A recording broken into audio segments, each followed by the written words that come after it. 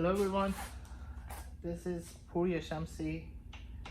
I'm a professor at Missouri University of Science and Technology. Also, I have a company that I design, where I design power electronics for private customers. Also, we do federal research projects on new types of converters, power switches, and so on.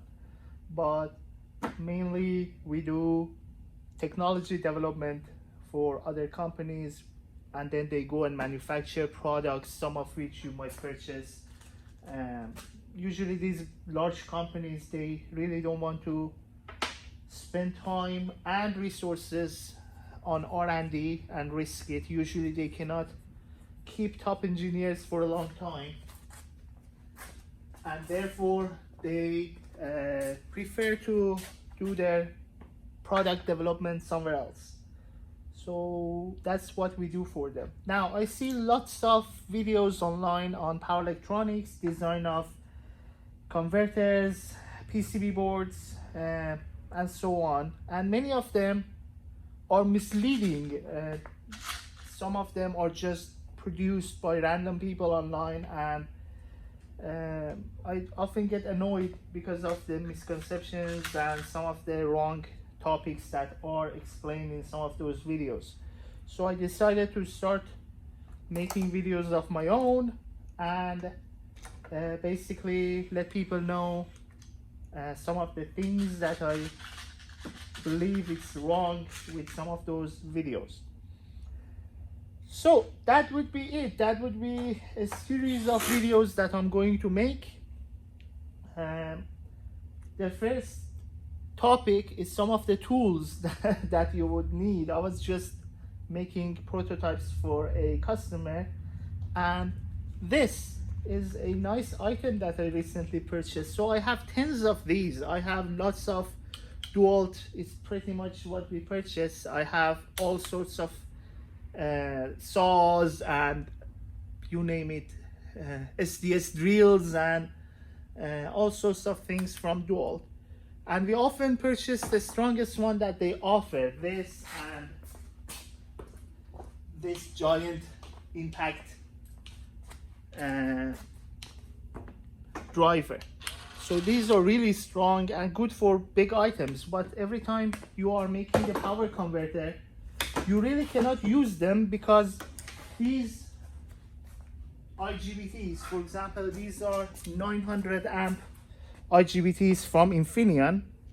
They are actually really fancy in the sense that they are water cooled. They have their own fins for water cooling. The current rating is really good, and I've tested it to the nominal current. It works. These are really good IGBTs. We often try to make all of our projects using these, so I convince customers to go water cooled so that we can use these modules for them. So probably I'm one of their biggest private customers for these IGBTs, and they come with capacitors for them that they match, and so it's really nice that you can have this capacitor and IGBT module.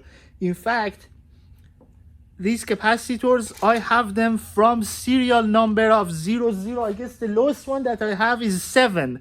So I have the 7th one of these somewhere, and if I'm not mistaken, it's one digit number that I have. I have one digit number on these things, and then I have many of them. So I'm a big customer for them. Oh yeah, here, 12. So I have them from early on when they started making these. These are good capacitors and they fit these modules really well. Now, the problem is when you start screwing these things down, the IGBT has the data sheet of the IGBT has a rating on the amount of torque you should apply on the body connection screws and also terminal connection screws. The terminal one is lower. The body is usually around 3.5 Newton meters. So these are M6 screws, and 3.5 Newton meter is sufficient for them. For these, usually it's a little bit less, maybe 2.5 Newton meter. So usually you would use a torque screwdriver such as this. You set it to the amount of torque that you want, and inch, pound, and Newton meter are almost the same. It's like 1.1 times difference between them. So like 2.5 would be around 25 inch pounds, so 11 times. So if you don't find a Newton meter wrench, you can just buy an inch pound and either use Google to translate it or just times 10. You want 2.5, go 25. It doesn't have to be accurate to 0.1 Newton meter, so it doesn't really matter. Now, the problem with this is that when you have a batch job like this, you really don't want to waste your time using this, and you want to use a driver. Now, an impact driver will be really strong, but this is actually an awesome tool for it. So it's tiny, it's very light, and it even has a torque gear there that you can limit your torque. It's just that the number is not really rated to anything. You can try to like use one of these to find a relationship between those numbers and your actual Newton meter, but doesn't matter. I just use this to tighten it. It's not very strong, so it cannot tighten it right now. I'm doing the side screws to, instead of 3.5 Newton meter, I'm using 4, and the only reason is that I have these at 4. I don't have them. I have 3 and I have 4. I don't have 3.5, so I do 4. These are really nice. These are $45 each from Fixit. It's a company that designs tools for gun enthusiasts and gun repair people. So this is actually made for that purpose, but and they have all sorts of numbers. They have like every 5 Newton meters, or actually they do inch pounds. So every 5 inch pound they have it, and then whatever Newton meter it comes up to be, they have that as well. So they have 30, 35, 25. I have 25 too. I have 15. The lowest one I have, I guess, is 5 or 10. I don't know. So I use that as the actual measurement of the torque, but I use the screwdriver basically to drive them fast. Now, it's not strong enough to go all the way to 3.5, so I just use it and go to the maximum number, and then you can use your hand to tighten it. So that's it. That's how I tighten my screws. So that was the first video that I wanted to make, how to deal with your screws.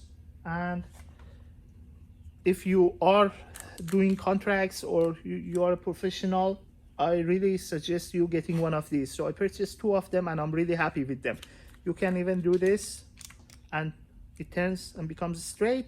And then when you drive it, it works based on the angle of your hand.